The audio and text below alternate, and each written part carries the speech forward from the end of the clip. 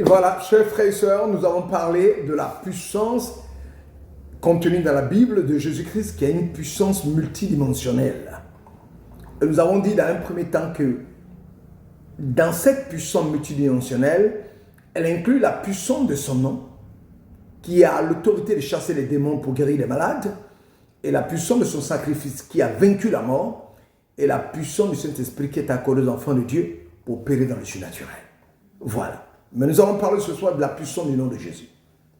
Le nom de Jésus est l'autorité suprême par excellence, qui est au-dessus de tout nom, au-dessus de toutes les autorités, au-dessus de toutes les dominations, au-dessus de tous les règnes, au-dessus de tous les pouvoirs, au-dessus de toutes les puissances, aussi bien les puissances dans le monde des ténèbres que les puissances dans le monde céleste où Dieu gouverne.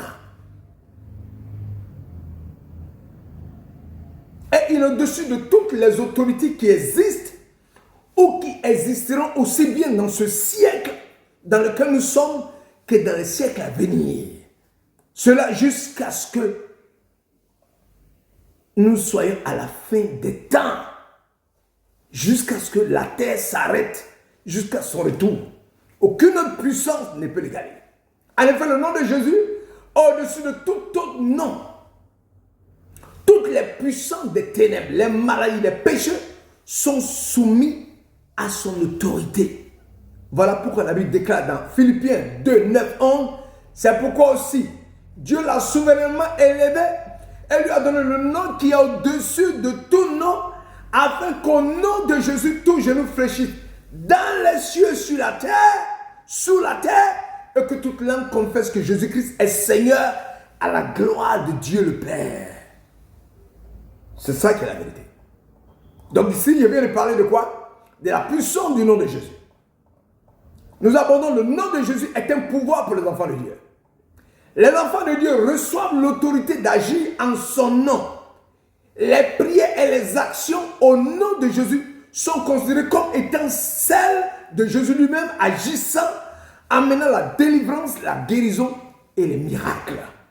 Marc chapitre 7, verset 17 dit: voici les miracles qui accompagneront ceux qui auront cru. En mon nom, ils chasseront les démons, ils parleront de nouvelles langues. Ça, c'est le nom de Jésus-Christ qui est un pouvoir pour les enfants de Dieu. Et le nom de Jésus, il y a puissance dans le sacrifice de Jésus-Christ de Nazareth. C'est ce que je voulais dire.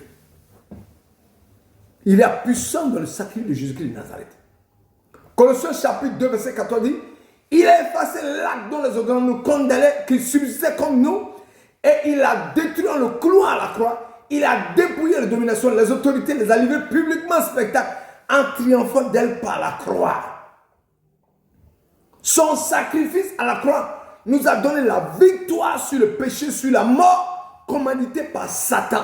Et nous a fait triompher sur Satan. Ainsi, par sa crucifixion et sa résurrection, Jésus a vaincu le péché et la mort. Il a vaincu Satan et les guillons de la mort, offrant le salut au croyants selon Jean chapitre 3, verset 16. Dieu a tant aimé le monde qu'il a donné son Fils unique, afin qu'il croit ne périsse point, mais il ait la vie éternelle. Et le sang de Jésus nous donne la victoire dans la prière, l'obéissance et la soumission au Dieu Tout-Puissant. Dans le jardin de Gethsémani, son sang a coulé pour inverser la malédiction du péché. Cette effusion de son sang symbolise sa soumission à la volonté de Dieu et apporte la victoire dans la vie de prière, l'obéissance et la sanctification. On peut le voir dans Luc 22, 44.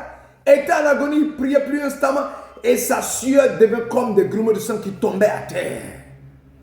Christ a vaincu la malédiction et nous a fait triompher. Et l'autre point, Jésus-Christ nous donne la puissance par son Saint-Esprit.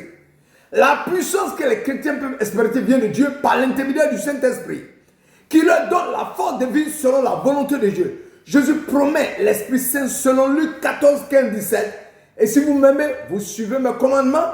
Et moi, je demanderai au Père de vous donner un autre défenseur en justice, afin qu'il reste pour toujours avec vous. C'est l'Esprit de vérité, celui que le monde est incapable de recevoir, parce qu'il ne le voit pas, il ne le connaît pas. Quant à vous, vous le connaissez, car il demeure auprès de vous, il sera en vous.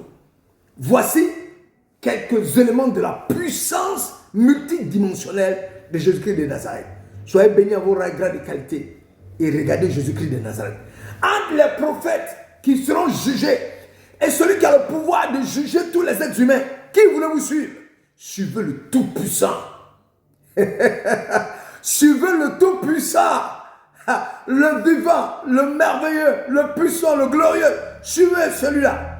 Car lui a le pouvoir de juger tous les êtres humains, de condamner comme de donner la vie. Suivez-le. Ne suivez personne. Suivez Jésus-Christ. Soyez bénis en votre grande qualité. Excellente soirée. Et à demain pour continuer à prêcher.